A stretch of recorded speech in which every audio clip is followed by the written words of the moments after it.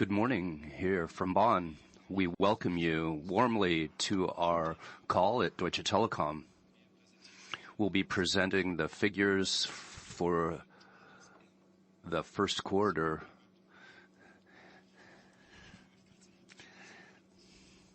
We're going to be presenting our figures in a somewhat different form today. Christian Illek, our CFO, is here today. Tim Höttges sends his greetings. He won't be here today because the Capital Market Day is taking place next week, and so we decided to do things in a somewhat smaller format today, but with the same rich content. So next week is the Capital Market Day. Well, we'll be informing the media in detail. You'll be receiving the invitation to that soon enough. Just in a nutshell, that's the situation. And with that, I would give the floor to Christian Illek. Thank you, Philip. A warm welcome to our presentation of the Q1 figures. I hope you're all safe and well. We are at Telekom. Today, I would like to break down my comments into 4 sections. First of all, I'd like to go into a few key issues and developments in the first quarter. Then I will take a closer look at the financial results and the full year. And afterwards, I'll give you an overview of the performance of the operating segments. And finally, I'll go into the development of the group's liabilities and net profit. Ladies and gentlemen, Deutsche Telekom's growth story remains intact. We achieved excellent customer and financial figures in the first quarter on both sides of the Atlantic. Let me start with our growth course outside of the US. We added around 330,000 new mobile contract customers on this side of the Atlantic. And we were able to win around 80,000 new TV customers and 160,000 new broadband customers in Germany and our European subsidiaries. And we're comparing this to a non-corona quarter last year. Our colleagues at T-Mobile US published their Q1 figures last week. They said that they won 1.2 million net postpaid customer additions. And the integration of Sprint is progressing faster than actually planned. Around 50% of the Sprint customer traffic has already been migrated to the T-Mobile US network, and around 20% of Sprint customers have already been migrated to the T-Mobile US network. And this strong development in customer numbers is also reflected in the financial figures. Adjusted EBITDA AL organically increased by 8.3% group-wide. On the left-hand side, you can see that all segments contributed to this.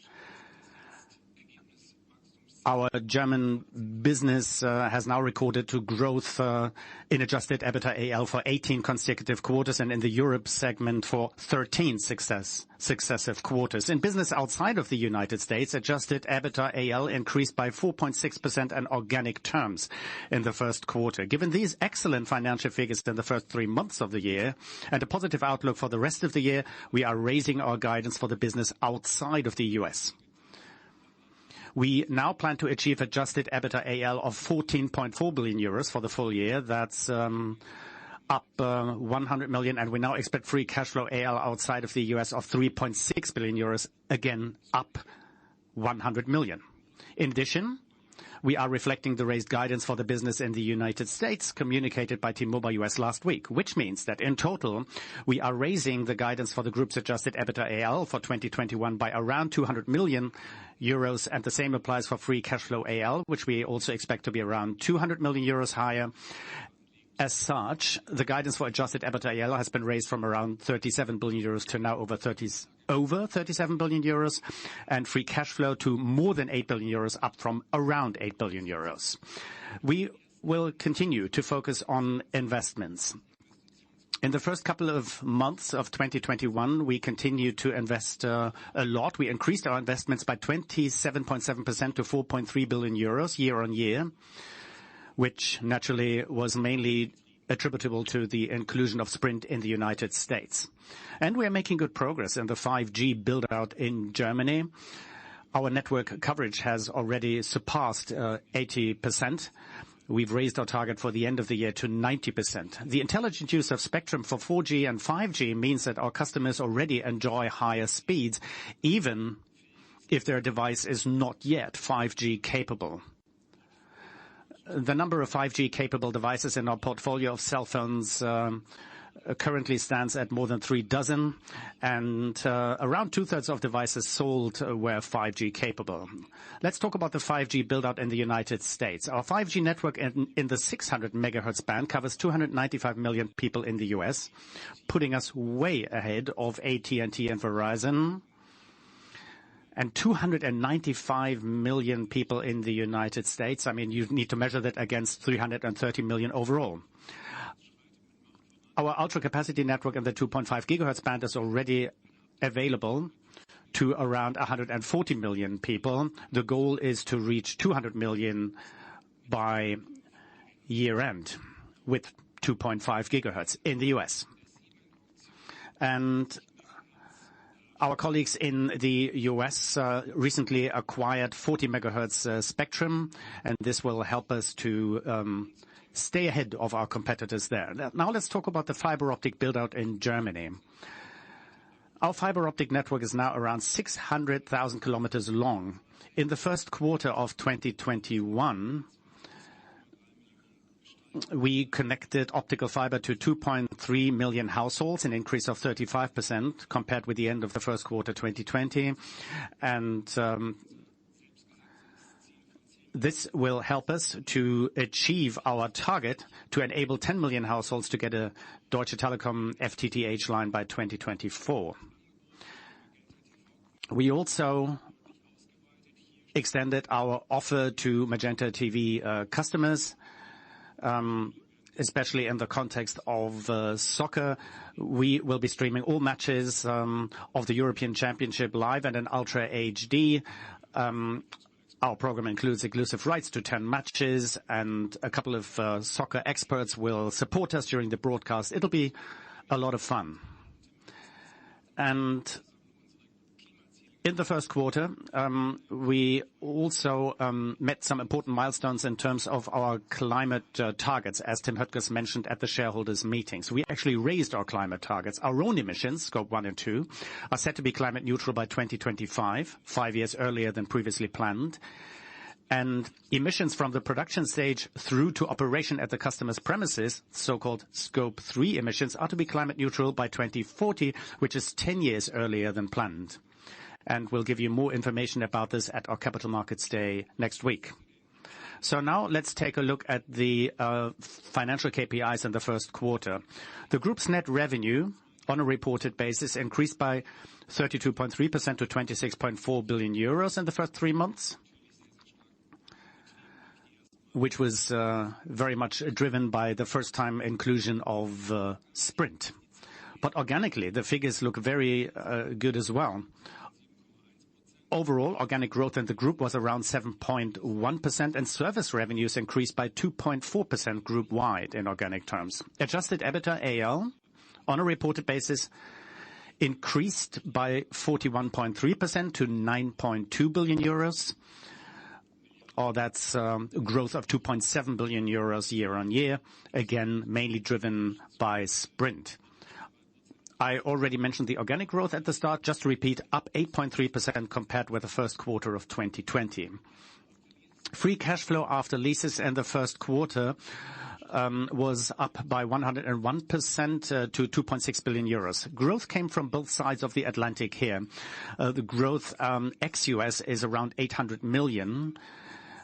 But that's to do with the fact that in the first quarter of the last year, we reduced factoring in the German business. That's why you see this big increase.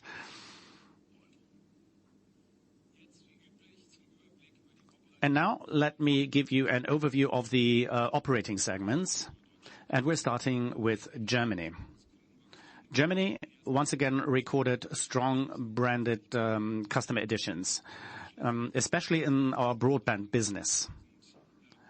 Here, we posted net adds of 93,000. That's 10,000 more new customers than in the first quarter of 2020. And we are expecting a market share of around 50% for the first quarter. The number of fiber optic-based lines increased by 368,000. This covers our branded customers and those of our partners. The number of super vectoring lines stands at just under 900,000. That's retail customers and wholesale customers, and that's an increase of around 140%, which is what we were hoping. We were hoping that super vectoring would help us to actually boost these numbers. The number of FTTH customers increased by 38,000. Line losses continue to decrease substantially to 29,000 in the first quarter. We expect to remain within this range, and our TV offer only rose by 32,000. We're not happy about that, but this is mainly attributable to our shop closures in the wake of Corona. We've been able to further expand the Magenta 1 customer base year-on-year. 62% of our mobile contract customers now also have a Magenta 1 bundle. We also recorded branded mobile net additions of 167,000 in the first quarter, and that was despite the shop closures, which was mainly driven by a very low churn rate, which continued to be very low at 0.8%. This includes service revenues in the German mobile business decreased by 0.8%. This includes a negative effect of 2 percentage points as a result of the pandemic. Service revenues in the German fixed network business increased by 2.7%. This primarily reflects the 6.5% growth in retail broadband revenues.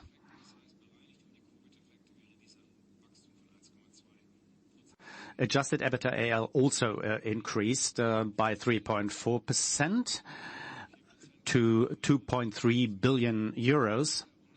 And I'm particularly pleased to say that this growth came from high value growth combined with lower indirect costs. That's the way it ought to be. Now let's take a look at T-Mobile US.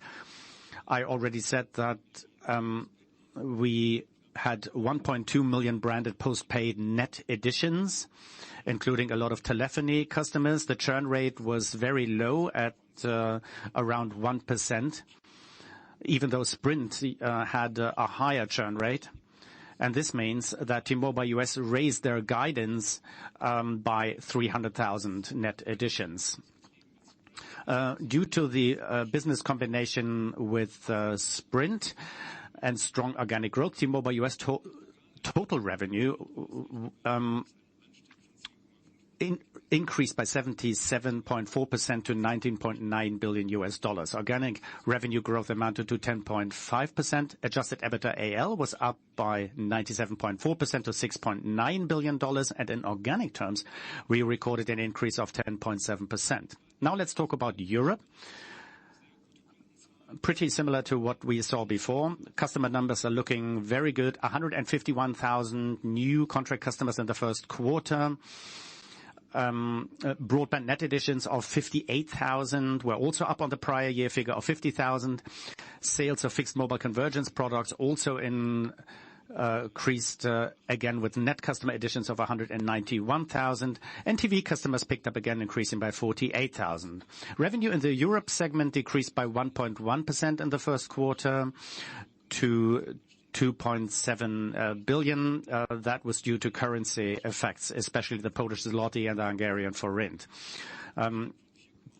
Adjusted EBITDA AL increased in organic terms by 4.1% to 946 million euros, largely as a result of the positive revenue trend, while at the same time cutting costs, just like in Germany. Now let's turn to T-Systems. Order entry in the first quarter and over the past 12 months actually stabilized. And for this year, we expect a stable outlook in terms of EBITDA. Revenue in the System Solutions segment decreased by 4.4%. We are seeing growth in the areas of public cloud and digital solutions, but they do not yet offset the decrease. We are just carefully optimistic today, and we are expecting EBITDA to remain stable. Now let's talk about group development. Let me start with our business in the Netherlands. Especially in terms of customer growth, T-Mobile Netherlands was very much affected by the shop closures.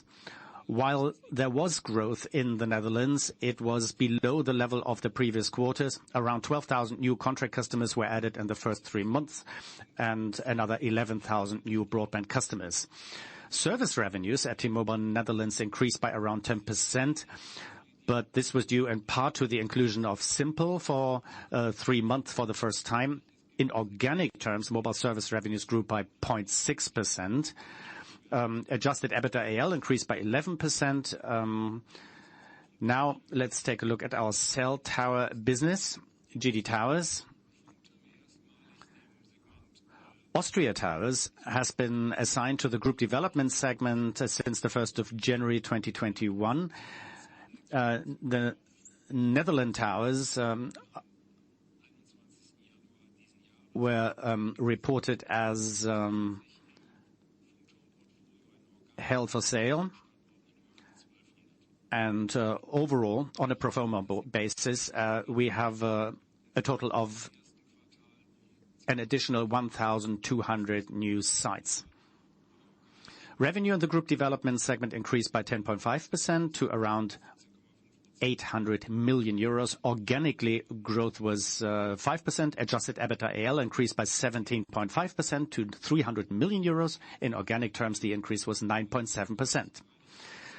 This brings me to our adjusted net profit and net debt.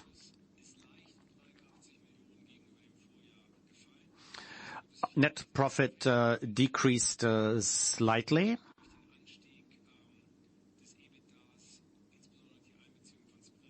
That's to do with the increase in EBITDA due to Sprint, but at the same time, we had more depreciation and amortization of around 2.2 billion euros.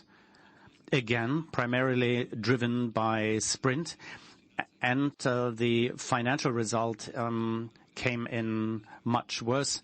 And that was to do with the net debt acquired in connection with Sprint, and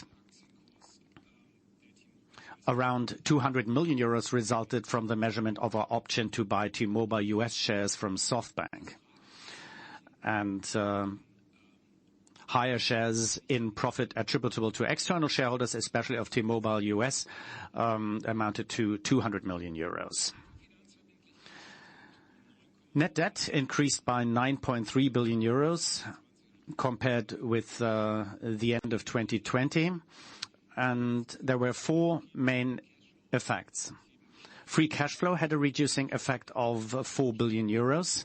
However, there are also liabilities from the C-band auction amounting to 8 billion euros, plus 1 billion in additional leasing obligations from the US.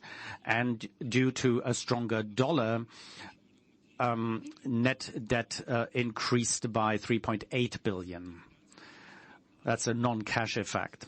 So if you look at our liabilities, then without leasing, we are at a ratio of 2.6. Including leasing, the figure stands at 2.98.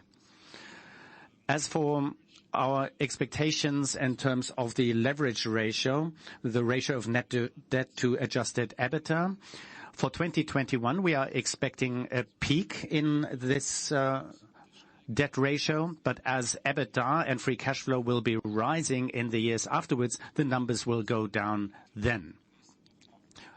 We will give you further details on that at Capital Markets Day next week. I will leave it at that as far as our report for the first quarter is concerned. Like I said, we are very confident, and now I'm looking forward to your questions. Thank you. Thank you, Christian.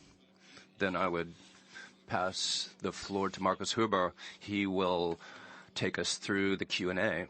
Mr. Huber. Thank you. We're going to start off the Q&A session now. If you would like to ask a question. Wolfgang Dibbitz from DPA, what is your question? Good morning. Thank you.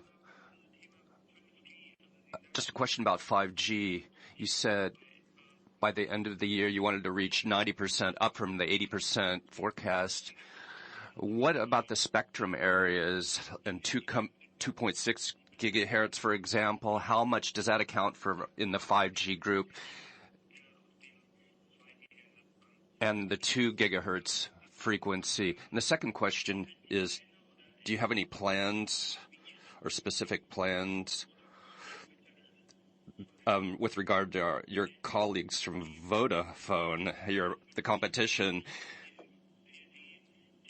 with regard to 5G, and it's not based on 4G any longer. Do you have any plans on a comparable offer? Well, just pure 5G or 2.6 gigahertz. Our plan is to have 30 cities supplied with 1,500 antennas by the end of this year. Of course, we have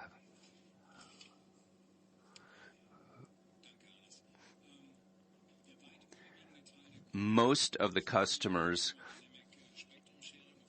are on 2.1 on dynamic spectrum sharing. So we're combining these two frequencies. I think that makes sense as long as we have a mixture of customers who don't have terminal devices that are purely LTE capable and 5G or 5G. So from a customer perspective, that's the friendliest solution to take care of both and provide service to both until we have a higher percentage of 5G customers. I would note here that we've tested 5G standalone. I understand the current focus being placed on this on the one hand, but on the other hand, as Christian Ellick said, we have to look at the terminal device portfolio of our customers. So standalone is one issue, but the ability to use that is another. Mr. Huber, do you have another question? Otherwise, I have a question from a call here. Question from Mr. Henning Gayek.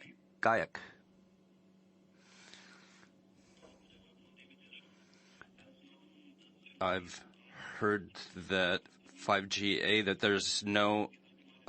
what's the current situation with regard to licensing for that? We can hear you. Here, go ahead.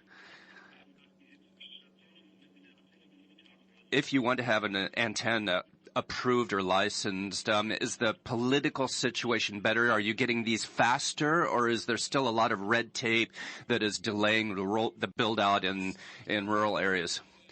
Well, of course, we've all suffered from this, and we heard the message that, that licensing is taking a long time. But if you look at how many antennas we built in the last year or in 2020, we're at 12 or 1,300, and that's far above our goal was. So we would like to make it faster, but it's too early to say whether there will be fast-track licensing procedures.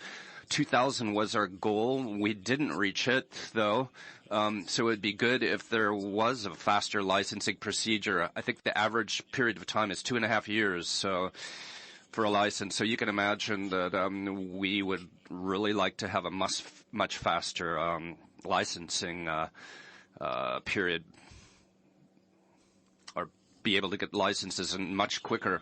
So the next question is from the stream.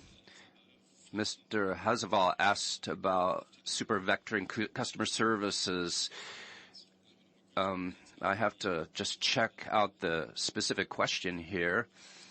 Otherwise, he can specify that. Well, at the call, we said we had 840,000 super vectoring customers at the end of the first quarter.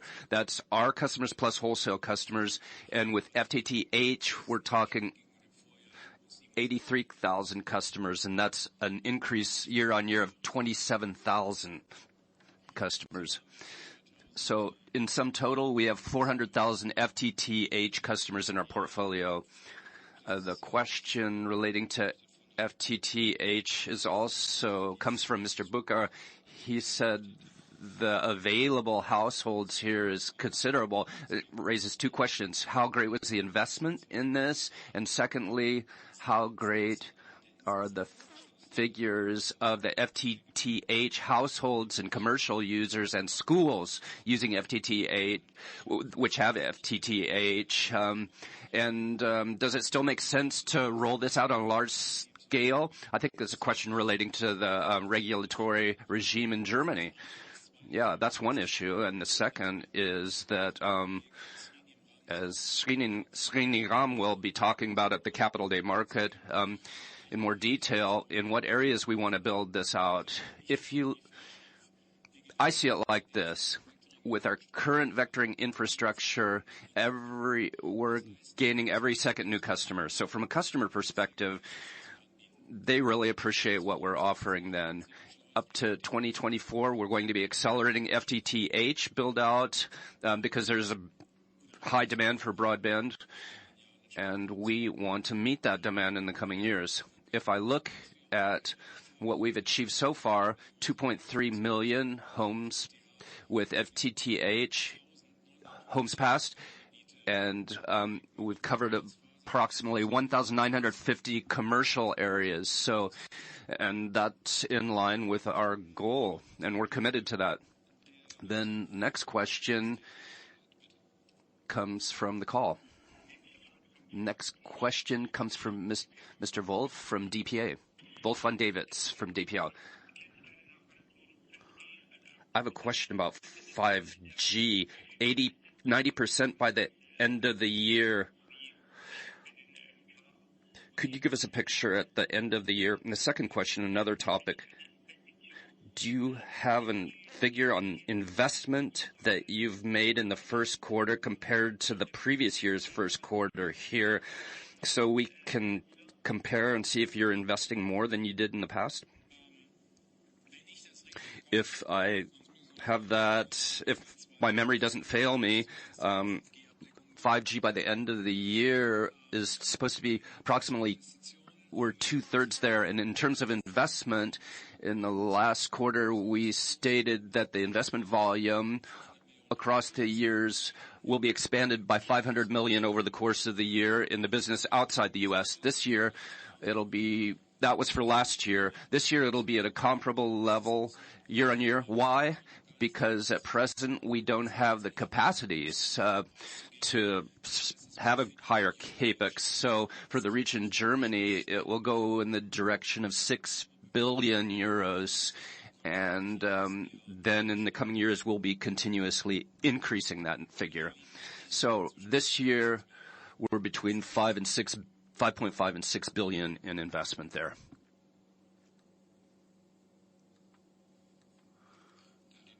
The next question, please. It comes from Mr. Hayo Luka from Inside Digital. Your question, please. Yeah, good morning, Mr. Illich. I'm a little bit surprised about the rebooking of 3.5 million customers to a service provider. Two questions on that. Which service provider is that? And secondly, how can you explain this transfer? Contract customer is important customer and not something that can just be easily rebooked to another provider, as far as I can see. Well, the change in the contractual relationship between the customer and service provider isn't changing. In principle, this is the treatment while we're reallocating customers, and we don't like to disclose too much information on our customers, but Lebar is the name of our service provider there, and according to our definition and our business model, we rebooked these because but it involves prepaid customers and doesn't involve Lebar at all. So it's just segmentation treatment, as we call it.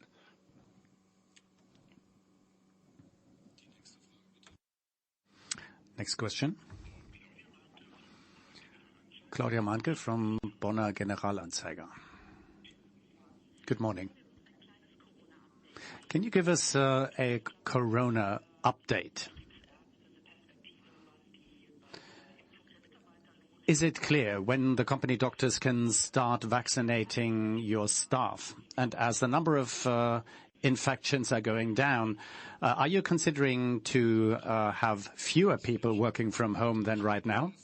Okay, let me give you a quick update. We are measuring our incidence values relative to the mean numbers in Germany. Our incidences are way below the German average, and they have been below that average for weeks. Secondly, we put in place a highly effective hygiene concept, which also includes testing. We already bought 1.2 million tests, and all employees have the option of taking a test twice a week, free of charge.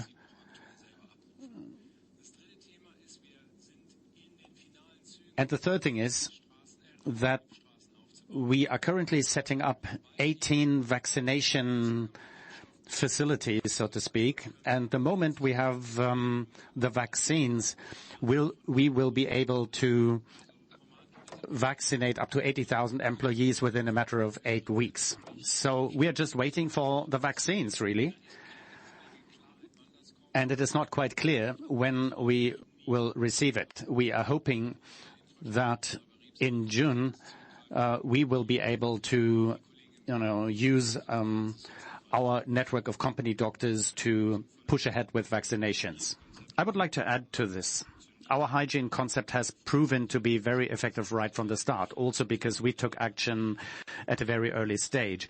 You will remember that, for instance, we issued travel bans for Austria before the German government issued this ban.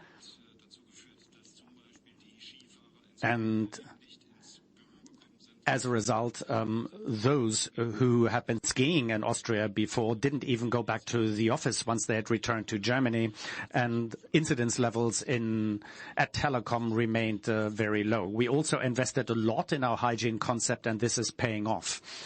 Mrs. Mahnke, you might also want to note that the vaccination facility in the Landgrabenweg was completed at the beginning of last week.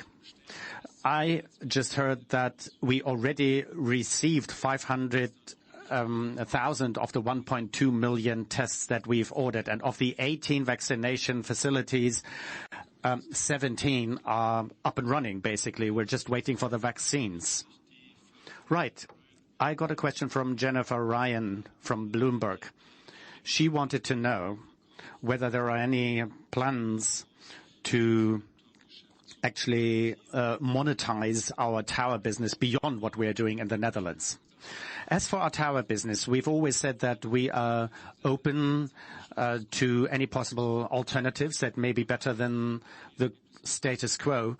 And there are several options, one of which is a minority sale, just like Vantage did, or how they were set up. The other option would be to set up a partnership with other tower operators, but a decision has not yet been made on the subject. So we haven't decided yet how we want to continue with this part of our business. Of course, we appreciate the new readings, especially the new EBITDA multiple, which is somewhere between 25 to 30. So we do have a lot of value here, and the question is whether there might be a better way of running this business than what we are doing right now. Okay, let me take a look at my list of questions. I'm not aware of any additional questions, so if there's anything else that you would like to know, then please tell us now. In the meantime, I just wanted to point out once again that we will hold our Capital Markets Day next week. It'll start at 10 a.m. It'll be a brief call with Tim Höttges and Christian Illek. For media representatives, we'll send you an invitation separately. And starting at 2 p.m., you can then attend the Capital Markets stream online, follow it on the stream as a viewer. I'm afraid, you will only be able to ask you any questions you may have in the call starting at 10 a.m. next Thursday. Okay, it looks as if all questions have been answered. I wish you a very pleasant day. Thank you very much for joining us for our call today, and we're looking forward to seeing you next week at our Capital Markets Day. Goodbye.